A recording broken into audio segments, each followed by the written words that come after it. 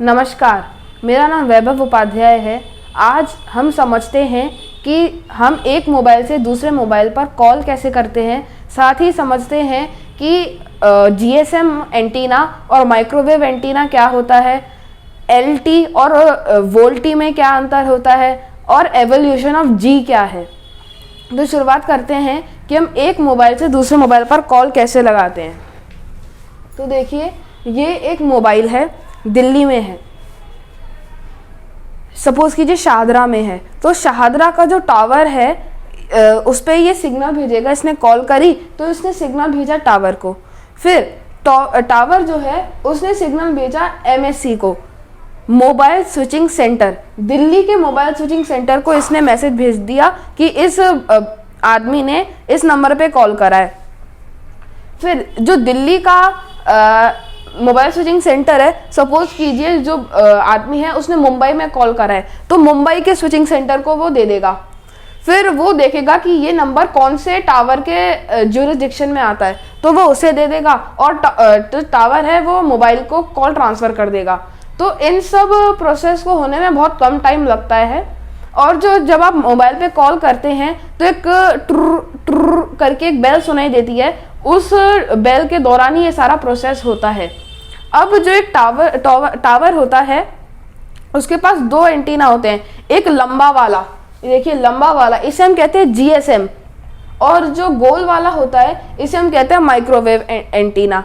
तो ये दो एंटीना होते हैं इसमें। जो मेन काम करता है वो ये लंबा वाला करता है। अब देखिए, जो आपने कॉल लगाई तो जो कॉल ट्रांसमिट होगी वो जीएसएम एंटीना को लेगी। जीएसएम एंटीना कॉल लेने का और कॉल छोड़ने का काम करता है। अब सपोज कीजिए कि मुंबई से कॉल आया, तो उसे तो यही पता है कि भैया शाहदरा का जो टावर है वहां पर हमें कॉल करना है। सपोज कीजिए मैं गया हुआ हूँ आज़ाद नगर, तो फिर तो ये कहेगा कि भैया यहाँ पर जिस भी नंबर को आपने कॉल किया वो यहाँ पर नहीं है। तब ये काम आता है माइक्रोवेव एंटीना। ये क्या करता है, फिर ढूंढता है कि ये नंबर कहाँ है। अच्छा, ये नंबर आज़ाद नगर में, तो फिर कॉल उसे आज़ाद नगर के टावर को ही ट्रांसमिट कर देगा कॉल। तो इस तरह से काम करता है ये। अब समझते हैं एवोल्यूशन ऑफ जी।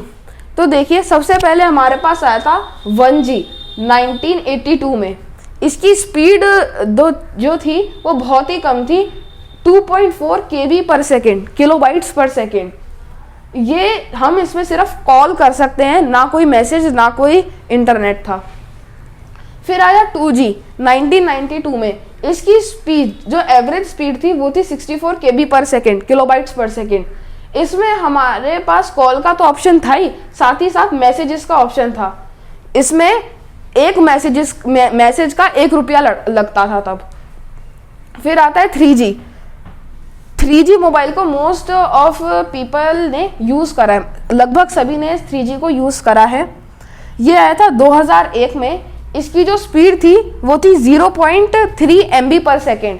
इसमें आप कॉल भी कर सकते थे, मैसेज भी कर सकते थे, साथ ही साथ इसमें आपको इंटरनेट चलाने का भी ऑप्शन था। लेकिन इसमें बहुत ही कम स्पीड थी और जब भी आप कोई इंटरनेट पे चीज़ सर्च करते तो वो बहुत देर तक एक बस गोला सा ही घूमता ही रहता था। तो इसी को कम करने के लिए फिर इसमें एवोल्यूशंस करे कि 3.3G, 3.5G, 3.7G, तो इस तरह से इसमें थोड़ी चेंजेस करे, इसको थोड़ा अपडेट किया। फिर आता है 4G। 4G पूरी दुनिया 2012 में यूज़ करने लग गई थी। इसकी जो एवरेज स्पीड होती है वो 50 मेगाबाइट पर सेकेंड होती है। इसमें आपको अलग से वीडियो कॉलिंग का ऑप्शन मिल गया था। फिर है 5G। 5G 2020 में सब लोग यूज़ कर रहे थे और अभी भी कर रहे हैं।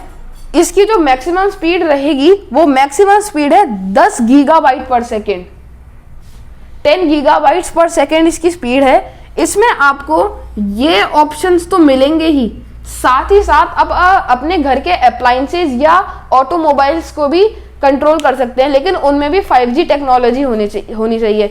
सपोज कीजिए मेरा घर है दिल्ली में, मैं गया हुआ हूँ चेन्नई, मुझे वहाँ पे याद आया कि मेरे घर का जो पंखा है वो चल रहा था जब मैं आया था, तो फिर मैं अपने मोबाइल पे चेक करूंगा कि भैया हाँ मेरा पंखा चल रहा है, और उसे चेन्नई में बैठे बैठे ही ऑफ कर दूंगा। लेकिन उसके लिए आपके जो पंखा है उसके अंदर भी 5G टेक्नोलॉजी होनी चाहिए, तभी ये काम हो पाएगा। इसीलिए अभी इसमें आपको सिर्फ डाटा का ही मिला है। मोस्ट ऑफ जो 5G टेक्नोलॉजी के फ़ोन हैं उनसे आप अभी ये काम नहीं कर सकते, क्योंकि जो अदर अप्लायंसेज है उनमें 5G टेक्नोलॉजी अभी नहीं आई है। अब समझते हैं कि लॉन्ग टर्म एवोल्यूशन और voice over long term evolution क्या होता है। तो जब 4G आया था तब जो डाटा था वो तो ऑप्टिकल फाइबर के थ्रू जाता था, लेकिन जो वॉइस थी वो जाती थी रेडियो फ्रीक्वेंसी के थ्रू।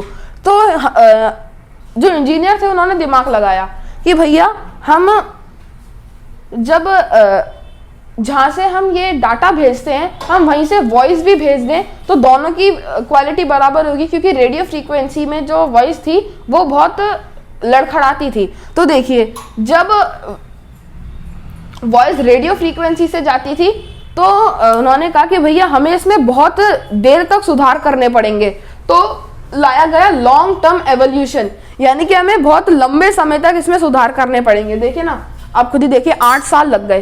तो लॉन्ग टर्म एवोल्यूशन LTE। अब इसके साथ हमने वॉइस कर दिया तो voice over long term evolution VoLTE. तो आजकल जितने भी मोबाइल आते हैं वो वोल्टी के आते हैं, voice over long term evolution. Hope आप ये समझ गए होंगे। अगर आपको मेरा वीडियो पसंद आया हो तो इसे लाइक शेयर कमेंट करें और मेरे चैनल को सब्सक्राइब करें। धन्यवाद।